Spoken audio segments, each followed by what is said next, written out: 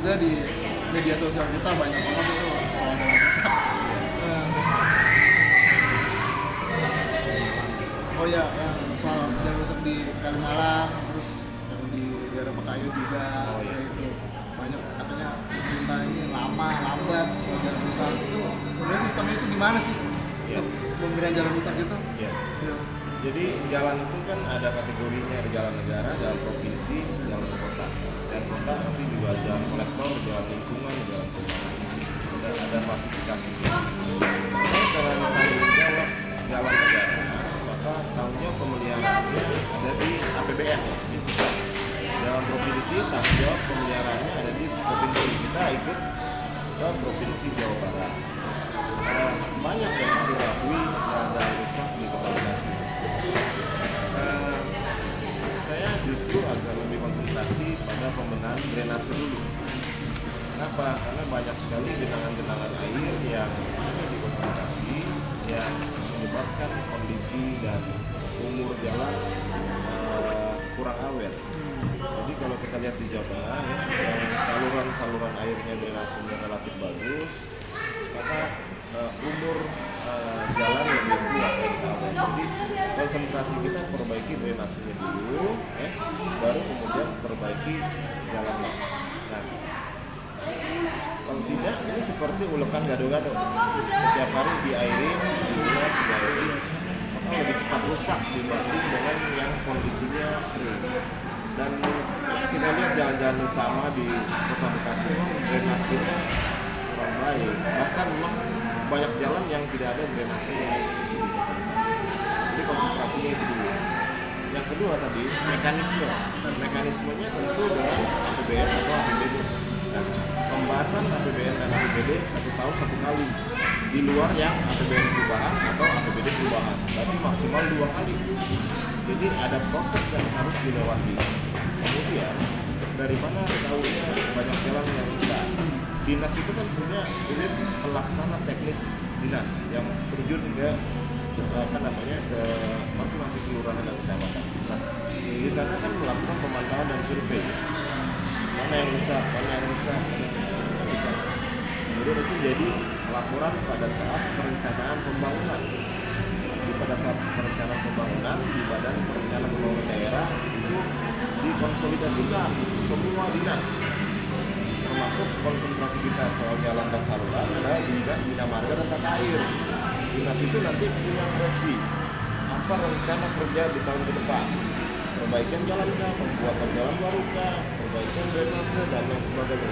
Semua di anggaran cukup besar, sekitar hampir 400 miliar. Lagi ya. Untuk APBD tahun 2013 perbaikan jalan ini diperkirakan pada tahun ini sudah bisa dilakukan perbaikan. Harusnya memang lebih cepat lagi. Cuma ya kita harus bersabar dan tunggu saja. Pembahasan anggaran oleh DPRD itu paling lambat bulan Desember. Ya, juga sudah selesai sih. Desember, Januari, Februari ada pencocokan ke provinsi. Maret proses lelang, mestinya April udah bisa dilaksanakan semua. Tapi masih agak telat sedikit. Itu untuk kabupaten juga? Kota Bekasi. Kota Bekasi aja? Kabupaten itu beda lagi.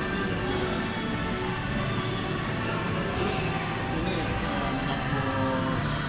soal sama pertanyaan dari akun Twitter kita juga, banyak yang nyangkut soal Bekasi itu kebanyakan mall gitu, takut ngeri banjir lagi atau nggak ada sistem penyerapan airnya. Itu tentang soal pembangunan mall-mall itu kayaknya mudah banget di Bekasi ya, apa nggak ada syarat misalkan. Intinya kayak di Mega Bekasi kan itu harusnya buat sistem drainase bina air, penyerapan air. Mereka takut itu bisa terbangun di situ. Nah itu prosedurnya kayaknya mudah banget ya, mereka nggak ada kayak suatu pengalaman atau pengalaman dari lakukan ini. Iya, memang gini, saya bukan menyalahkan ya. Iya. Memang proses perizinan sebuah mall atau tempat yang di DPRD, perizinan semua adanya di eksekutif, di Balai Kota beserta jajarannya.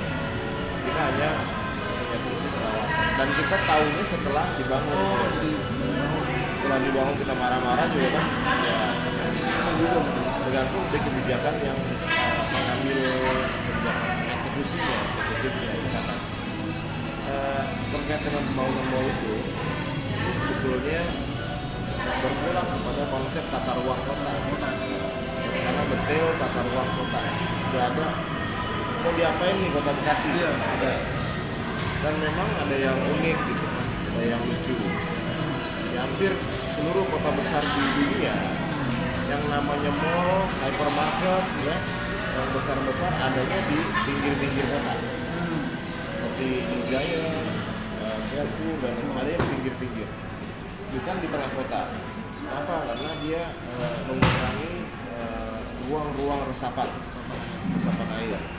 Tapi ironisnya di kota Bekasi itu di tengah kota malah tumbuh 4 atau 5 hypermarket dan mall yang besar-besar. Otomatis mengurangi resapan air di sana. Dan lebih dari itu, untuk dampak sosialnya mematikan perekonomian rakyat kecil, pasar tradisional yang sudah eksis sejak lama pasti akan kalah bersaing. Ya ini masyarakat yang menilai nanti, tapi ganti intinya kita di DPRD melakukan fungsi pengawasan dan kita minta sepanjang jalan Ahmad Yani memang polisi sudah nggak usah ada mall lagi, udah cukup.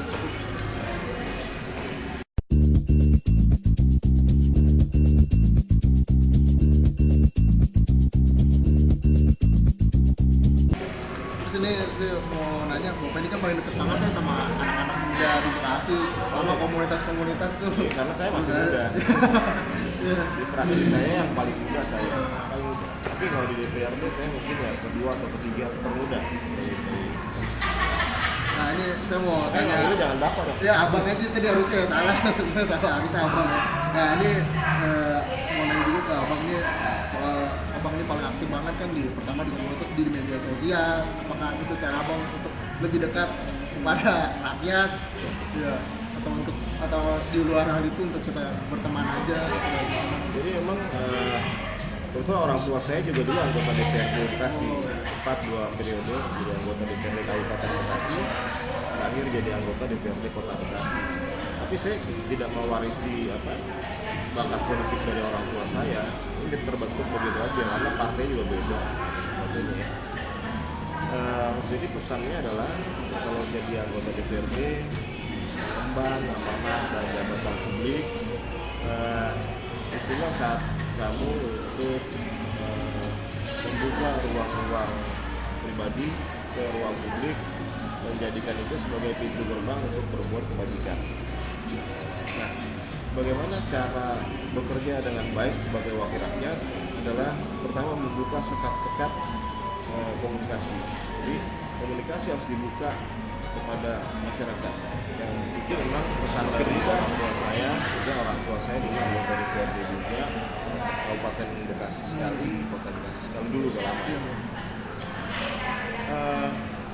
Pada saat kamu dipilih diberikan amanah, mengemban kepercayaan dari masyarakat sebagai wakil rakyat, saat itu kamu harus bekerja dengan baik ke masyarakat.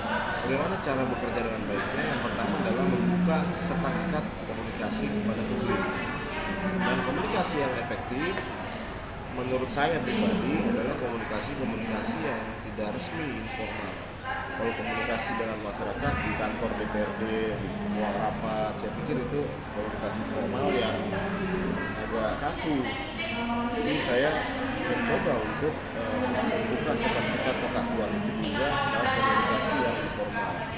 Tidak mesti dalam sosial media, tidak mesti dalam Facebook, Twitter, dan lain sebagainya. Kalau bisa juga di obrolan warung kopi, di pasar, di terminal, di halte, dan lain sebagainya, ngobrol-ngobrol santai dari dekat. Membuka ruang komunikasi dari dekat, supaya kita tahu dari dekat, tahu langsung dari sumber persoalan, bukan dari laporan. Intinya itu aja. Terlepas orang mau bilang apa, ya terserah. Ada yang bilang ini pencitraan dan lain sebagainya. Sepanjang itu positif, saya pikir boleh juga teman-teman yang lain juga melakukan itu. Karena akun Twitter saya, Facebook saya, semua saya jawab sendiri. Saya nggak pakai operator. Nggak ada. Semua langsung saya. Jadi kalau yang tanya langsung, saya jawab langsung itu berarti. terakhir nih, pertanyaan terakhir ya. Harapan Bapak dan cita-cita Bapak untuk keseluruhan anak muda dan seluruh Bekasi ya, itu dari Bapak itu pengennya seperti apa? Oh, tadi saya tambahin, tapi gini supaya juga enak, saya harus tambahkan bahwa tidak semua pertanyaan itu pasti saya jawab. Oh ya, tadi Kadang-kadang ada pertanyaan ya, yang menyimpang ya, ya, bang sedikit, udah makan siang Oh, belum? ya, Atau gitu, ya ya. kayak gitu-gitu, misalkan lagi nggak sempat, saya jawab, saya minta maaf juga kepada teman-teman gitu ya. Tapi kalau pertanyaan yang berkisar soal pelayanan publik, Iya. itu pasti saya jawab.